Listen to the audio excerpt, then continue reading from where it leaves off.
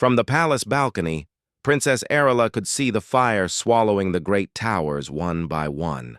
Bright red and orange flames climbed into the night sky, mixing with black smoke that stung her eyes. Far below, the streets were full of running people, civilians trying to escape and soldiers trying to fight back. But the enemy was everywhere. Her personal guards hurried her through the palace corridors, their boots echoing against the marble floor.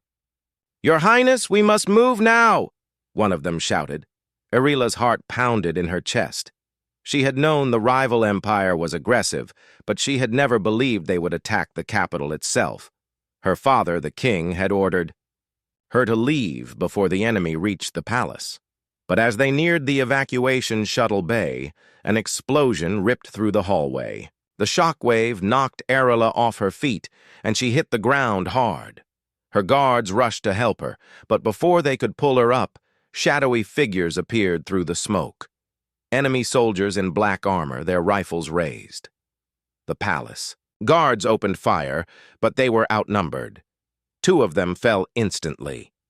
Arela froze as one of the black-armored soldiers turned toward her. Then a different voice cut through the chaos. "Down!" Arela dropped to the ground instinctively. A blur of movement shot past her, and the black-armored soldier collapsed before he could fire. Another enemy tried to raise his weapon, but a sharp crack from somewhere in the smoke dropped him as well. Through the haze, a tall figure emerged, wearing human combat armor, not her people's.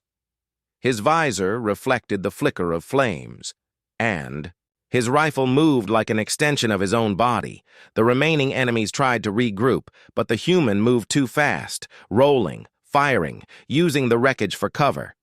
Within seconds, the hallway was quiet except for the sound of crackling fire. The human soldier turned toward her. "Princess Arela?" he asked, his voice deep but steady. She hesitated. Her people did not trust humans easily. "Yes." "Who are you?" "Captain Jace Arlen, United Earth Forces," he said. "Your extraction team was wiped out. I'm your new escort. We need to go, now." Arela stood slowly, brushing dust from her gown. "And why should I trust a human?" Jace didn't answer right away. Instead, he reloaded his rifle and scanned the hallway for threats. "Because if you don't, you'll be dead before the hour's out." It was not the answer she wanted, but it was the truth. She nodded reluctantly. "Very well. Lead the way." They moved quickly through the damaged palace. Jace stayed ahead of her, every movement sharp and controlled, like a predator that knew danger was close. Whenever they turned a corner, his rifle was already aimed before Arela could even see what was ahead. The distant thunder of artillery shook the walls. Outside, the once beautiful gardens were scorched and cratered. The shuttle bay was still far, and the enemy was closing in. "We'll never make it that way," Jace muttered after checking his wrist map. "Main routes are blocked. We go through the lower tunnels." "The service tunnels?" Arela frowned. "They're old, unstable."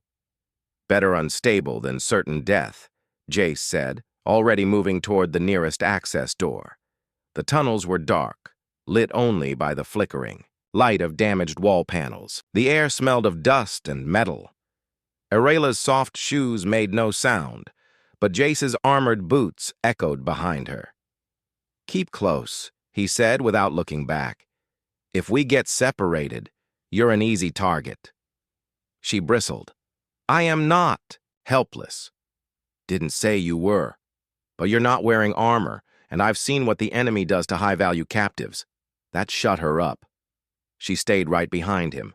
After several minutes, they reached a collapsed section. Rubble blocked the tunnel completely. Jace knelt and began moving stones, but the sound of footsteps echoed behind them. Arela's breath caught. "They're coming!" "Then we move faster," Jace said. He shoved aside a heavy slab of stone, opening just enough space for her to crawl through. "Go!" She hesitated, staring at the narrow gap. "What about you?" "I'll be right. Behind you. Now go, Princess." She swallowed her pride and crawled through, scraping her hands on the rough stone. On the other side, she turned just in time to see Jace fire 2 shots down the tunnel. Then he slid through after her, his armor scraping against the rock. They emerged into a larger underground chamber, a forgotten storage area filled with dusty crates and rusted machinery. Jace checked his map again.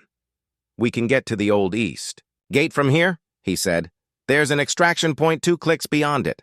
But before they could move, a high-pitched screech echoed through the chamber. Arilla froze. From the shadows, a huge creature emerged. 6 legs, a mouth full of jagged teeth, and armor-like scales. It was not part of the invading army. This was a tunnel predator, one that had lived in the depths long before the war. The creature lunged. Jace pushed Arilla aside and rolled, firing his rifle. The bullets bounced off the creature's scales, barely slowing it down. "Run!" Jace shouted. But Arilla didn't. She spotted an old energy torch among the crates, grabbed it, and activated the bright humming blade. When the creature charged again, she slashed at its face. The torch cut through one of its eyes, and the beast roared in pain. Jace took the chance to aim for the wound. This time, his bullets sank in deep. The creature collapsed, twitching, before finally going still. Breathing hard, Arilla looked at the smoking body. "That was unpleasant," Jace smirked. "Not bad, Princess. Guess you're not entirely helpless after all." They pressed on, climbing a long set of stairs that led to an ancient gate. When they emerged into the night air, Arilla saw the city from a new angle. Fires in every district, the sky glowing red. In the distance, enemy gunships patrolled the streets. They would have to be careful. "Stay low," Jace whispered. "Follow my steps exactly."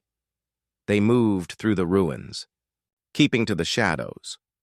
Arilla noticed how Jace always positioned himself between her and any open area, always watching for movement. She hated to admit it, but she felt safer with him than with most of her own guards. When they finally reached a half-collapsed wall overlooking the valley, Jace crouched and scanned the terrain. "Extraction points across that ridge. We'll make it if we move now." But before they could descend, a burst of gunfire erupted from behind them. Enemy soldiers had spotted them. Jace grabbed Arilla's hand. "Move!" They ran, weaving between rubble and burnt-out vehicles. Bullets sparked off the stones around them. Jace returned fire, dropping 2 pursuers, but more kept coming. At the base of the ridge, they found cover behind a fallen statue. Jace's breathing was steady, but his visor's display showed dozens of enemy signals moving in. They were surrounded. "Stay here," he told her, reloading. "If I go down, you run. Don't stop." Arilla's eyes narrowed. "And leave." "You? Not a chance." He glanced at her just for a second. Something flickered in his expression, something almost familiar. But then he was back to business. "Then we fight together." The enemy came in waves, but Jace fought like a man who had nothing to lose. His rifle cracked again and again, each shot precise. Arilla stayed low, grabbing a fallen soldier's sidearm and firing at anyone who came too close. Minutes felt like hours, but finally the sound of approaching engines filled the air. Allied dropships roared overhead, opening fire on the enemy. Arilla looked up at the ships, then back at Jace. "We made it." He gave a short nod. "Not yet. Let's get you on that ship." They sprinted the last stretch as the dropship's ramp lowered. Jace pushed her aboard before climbing in himself. The engines roared, lifting them away from the burning city. Only then, as they left the chaos behind, did Arilla realize she was still holding Jace's hand. She let go quickly, pretending not to notice. "Thank you, Captain Arlen," she said quietly. Jace gave a small smile, his visor hiding his eyes. "Just doing my job, Princess." But somewhere, deep in her mind, Arilla couldn't shake the feeling that there was more to this soldier than he let on. The dropship shook as it cut through the smoky sky, leaving the burning city far behind. Princess Arilla sat on the metal bench along the wall, trying to calm her racing heart. Her gown was torn, her hair messy, and her hands still trembled from the fight. Across from her, Captain Jace Arlen sat with his helmet in his lap, scanning the dropship's small display screen. His face was still hidden behind a tactical visor that covered his eyes, but she could see the sharp line of his jaw and the way his mouth tightened in thought. Arela finally spoke. How many soldiers were lost? Jace glanced at her. 2. Many. The palace guard fought hard, but the enemy came prepared. She nodded silently, her chest tight. Those guards had been loyal to her family for generations. Now they were gone. For a while, neither of them spoke.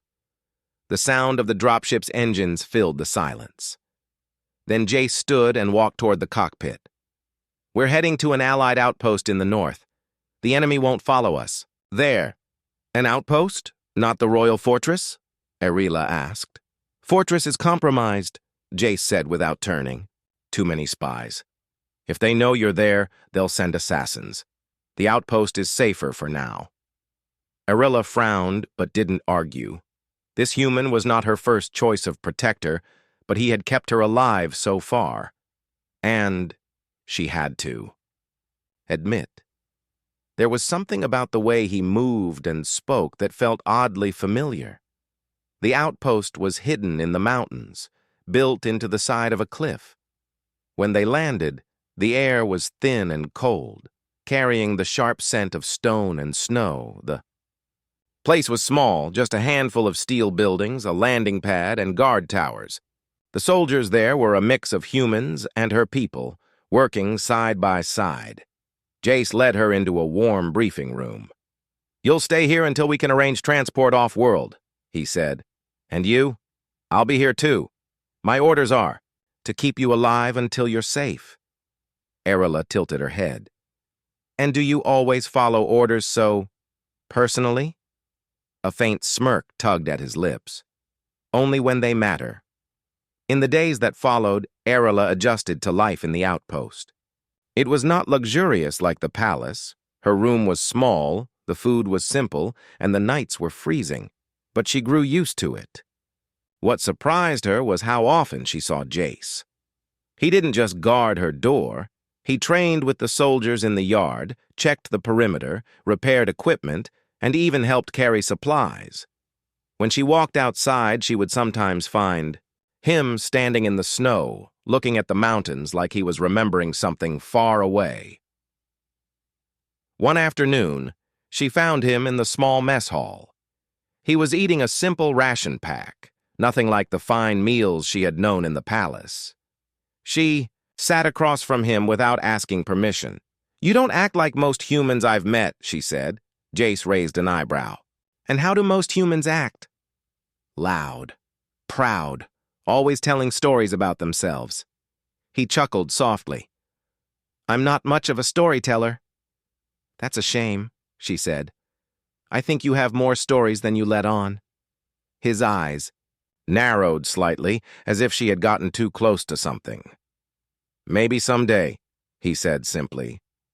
Later that week, Jace took her outside the outpost walls. She was surprised. She had assumed he would keep her locked inside for safety. We need to move in case of enemy patrols, he explained, and you need to know how to survive out here. She frowned. I am a princess, not a soldier. Out here, you're both, he replied, handing her a small shock pistol. At first, her shots went wide, the weapon shaking in her hands. But Jace was patient. He stood behind her, adjusting her stance. Lower your shoulders. Breathe before. You fire. Don't fight the recoil. Let it happen. She followed his instructions, and the next shot hit the target squarely. Her lips curved into a small smile. Not bad. Better than not bad, he said. That could save your life. One day, for a brief moment, their eyes met. Something about the way he looked at her made her heart skip. It was almost as if he already knew her, deeply, from long ago. That night, a storm swept through the mountains. The wind howled like a living thing, rattling the outpost walls. Arela couldn't sleep.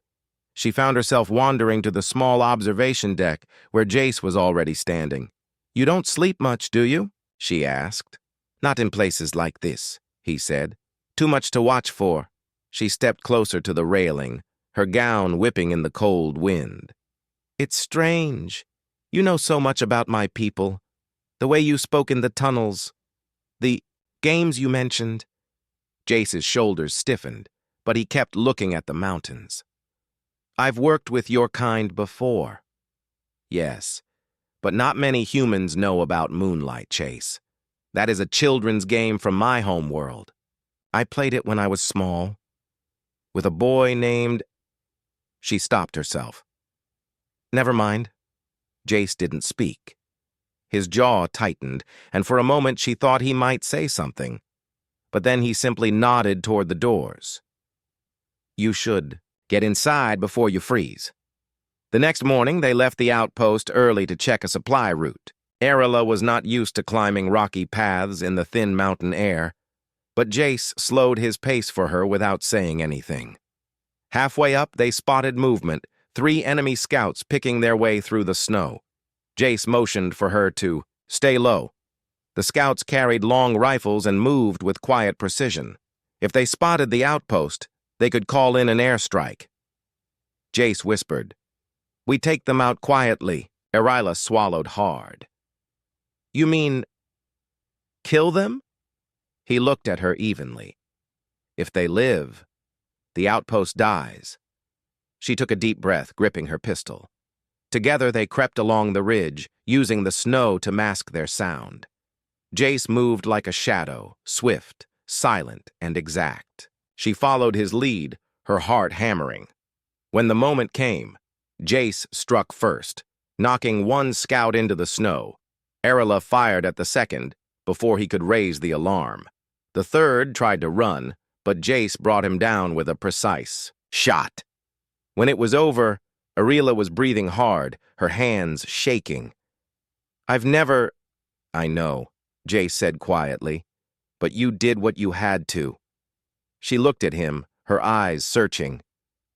You speak like someone who understands loss very well. He didn't answer.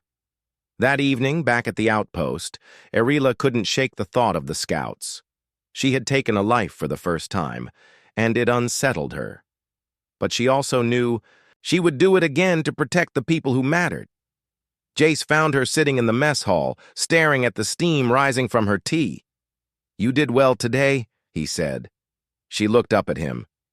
I did what was necessary. He sat across from her. That's the difference between surviving and dying out here. You learn fast. For a moment, they sat in silence. Then Arela spoke softly. I keep thinking I know you from somewhere. Jace gave her a small smile that didn't quite reach his eyes. Maybe you do, or maybe you just want to. Before she could press further, the outpost alarm blared, red lights flashing across the walls. Jace was on his feet instantly. Stay here, he ordered, but Arela rose as well. Not a chance. If this place is attacked, I'm not hiding in a corner. Their eyes locked, hers fierce, his unreadable, until finally he gave a short nod. Fine, but you stay with me. They ran toward the armory together, the sound of the alarm echoing through the mountain halls. Whatever was coming, Arela knew one thing. She trusted this human soldier more than she had expected, and deep down, she wanted to know why. The alarm rang through the outpost like a scream. Red lights flashed on the metal walls, and the air was thick with the sound of boots pounding on the floor. Princess Arela followed close behind Captain Jace Arlen as he moved through the narrow corridors toward the armory. His long strides were fast but precise, his rifle already ready for use. What is it? She called over the noise. Motion sensors picked up movement in the East Pass, Jace said without slowing down. Could be scouts. Could be worse. They reached the armory, where soldiers were gearing up. Jace handed Arela a small shock pistol. Keep this on you. I still don't like this, she muttered. Hiding while others fight. He gave her a sharp look. You'll have your chance, but until I know exactly what's out there, I'm not letting you run into danger. Arila wanted to argue, but the steel in his voice stopped her. There was no fear in him, only focus. She nodded and stayed near his side. The East Pass turned out to be clear. False alarm. A snowdrift had fallen, triggering the motion sensors. The tension in the outpost eased, but Arila noticed that Jace remained alert, as if expecting trouble at any moment. Later that night, unable to sleep, she wandered the outpost's halls. Most soldiers were resting, but she heard faint metallic clinks coming from one of the storage rooms.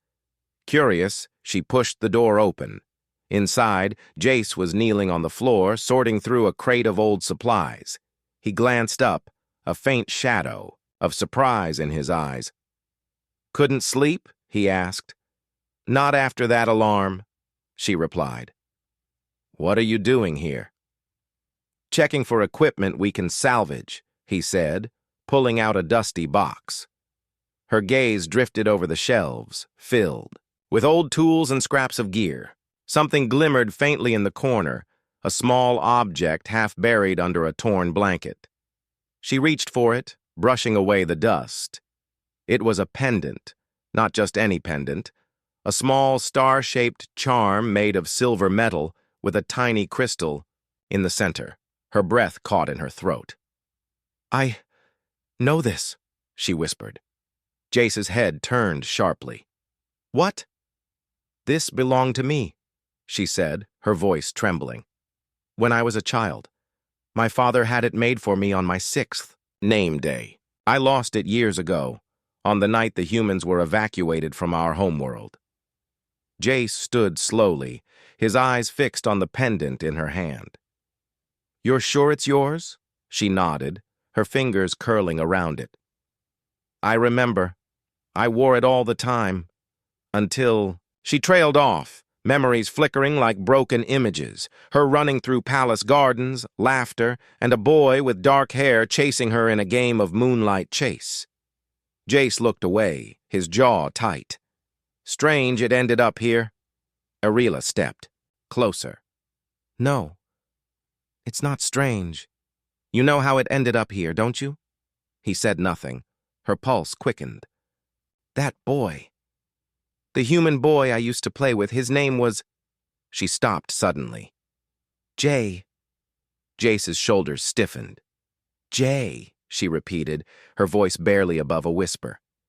"That was you, wasn't it?" Jace finally met her gaze. For a moment she saw something in his eyes, something deep, almost pained, but then it was gone, replaced by the unreadable calm of a soldier. "You should get some rest, Princess," he said quietly. She stared at him, frustration and curiosity burning inside her. "You're not denying it." "I'm saying it doesn't matter right now," he replied. "What matters is keeping you alive." "It matters to me," she said, her voice firm. "If you are Jay, if you were that boy, I need to know." Jace hesitated, then turned away, grabbing his rifle from the crate. "Another time." Arila's grip tightened around the pendant. She could feel it. The truth was right there, just beyond his walls.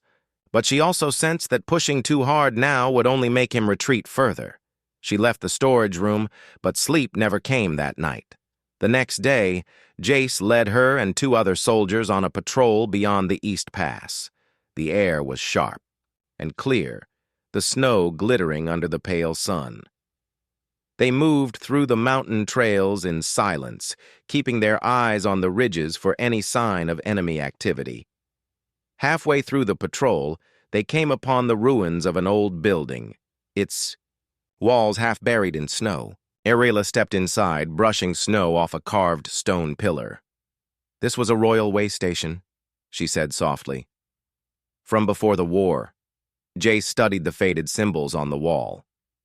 "You've been here before?" "Yes." "With him." She looked at him pointedly. He didn't respond. Inside the main room, they found old furniture covered in frost.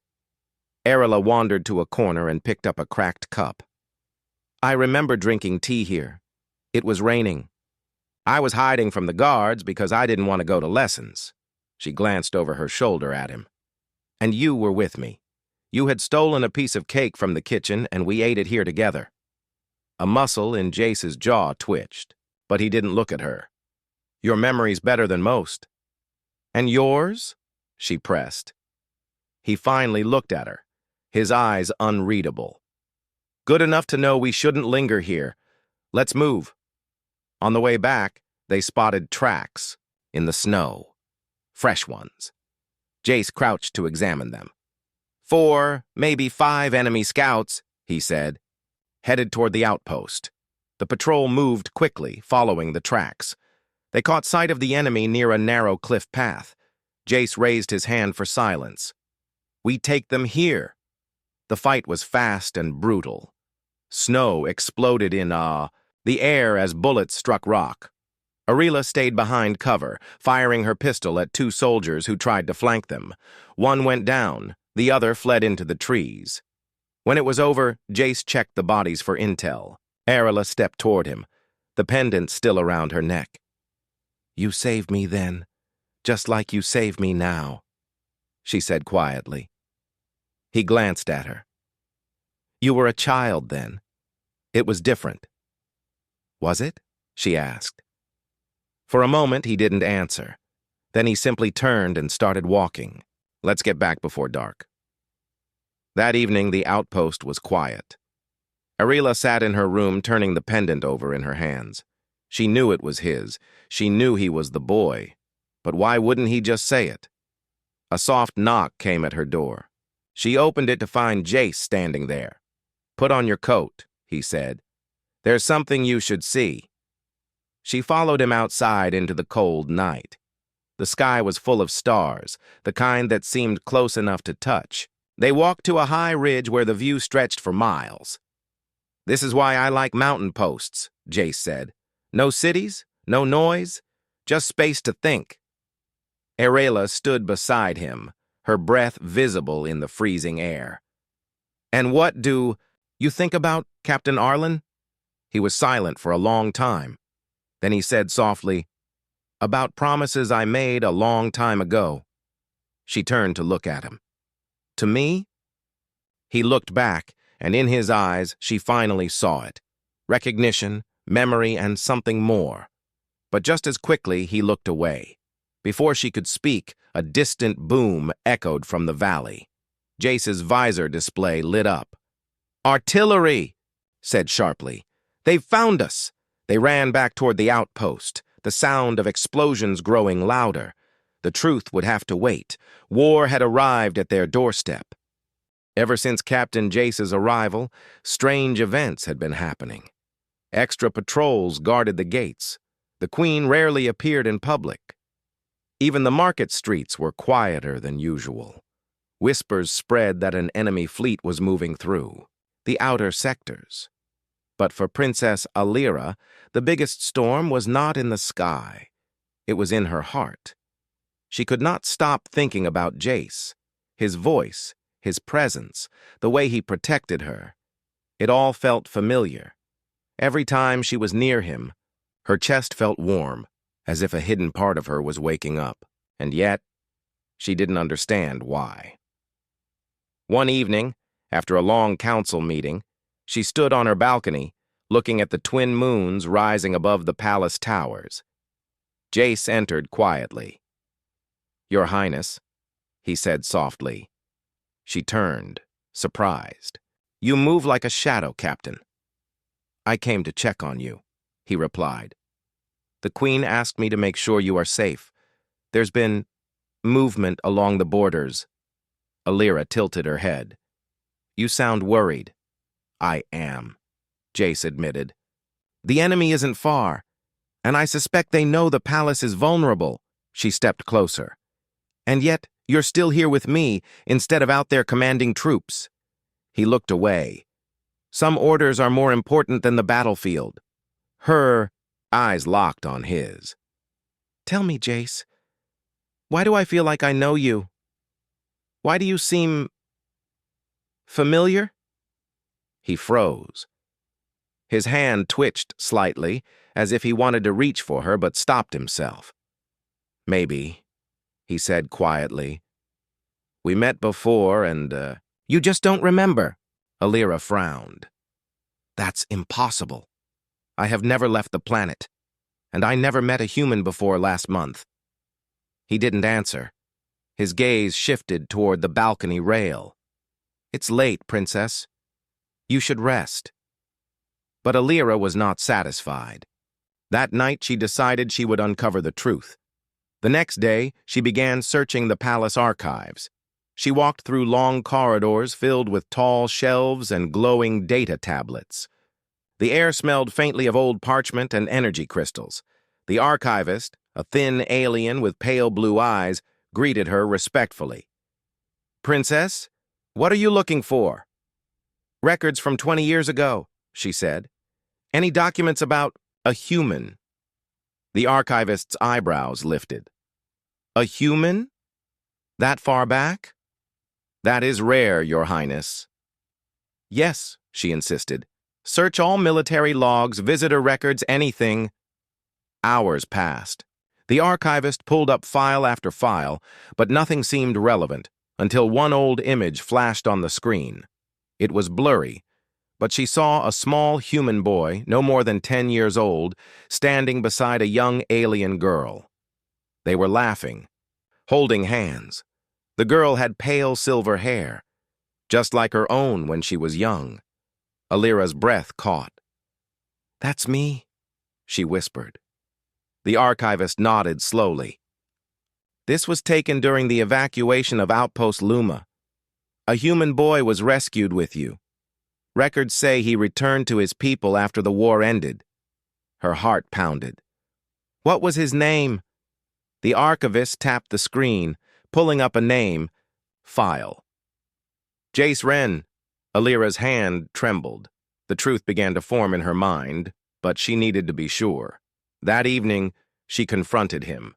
She found Jace in the training hall, sparring with 2 palace guards. He moved like flowing water, blocking and striking with precision. When he saw her, he dismissed the guards. "You look like you've been running," he said. "I found something today," she said, stepping closer. "In the archives, a photo of a boy and a girl. The girl was me. The boy—" Her voice softened. "It was you, wasn't it?" Jace's shoulders stiffened. He didn't speak at first. "I thought you might never remember," he finally said. His voice was low, almost sad. "Why didn't you tell me?" she demanded. "Because I wasn't sure you wanted to know," he replied. "You were a child when it happened. You'd lost your family, your home, and you almost lost your life. I promised your mother I would keep you safe. That promise hasn't changed." Alira felt her throat tighten. "My mother? You knew her?" "Yes," Jace said softly. "She saved my life during the evacuation. I owed her everything. That's why, when I heard you were in danger now, I came." For a moment, neither of them spoke. The air between them was heavy with memories, some clear, some hidden in the fog of years. "You were my friend," Alira whispered. "I still am," Jace said firmly. Before they could speak further, the alarm sirens rang through the palace. A guard burst into the hall. "Princess, Captain! Enemy ships have entered orbit!" Jace's expression hardened. "How many?" "3 war cruisers, maybe more." Jace turned to Alira. "Stay in the inner chamber. I'll lead the defense." She grabbed his arm. "No, if we fight together." "Alira, this isn't a game." "I am not a child anymore," she interrupted. "If the past taught us anything, it's that we survive together." For a second, Jace hesitated, then gave a sharp nod. "Fine, but stay behind me." They raced through the palace as the walls shook with distant impacts. In the command room, holographic maps displayed the enemy approach. The Queen stood there, calm but tense. "Captain Wren," she said, The fleet is stronger than we expected. We may not hold them back without risk. Jace glanced at Alira, then back at the Queen. We'll hold the line. Just give me your best fighters. The Queen agreed, and soon Jace and Alira stood on the palace battlements, looking at the dark shapes descending through the clouds. For Alira, fear and determination mixed inside her. She had just learned the truth. Jace was her long-lost friend. And now they might both die defending the place she called home. The battle was coming. And with it, more truths would be revealed.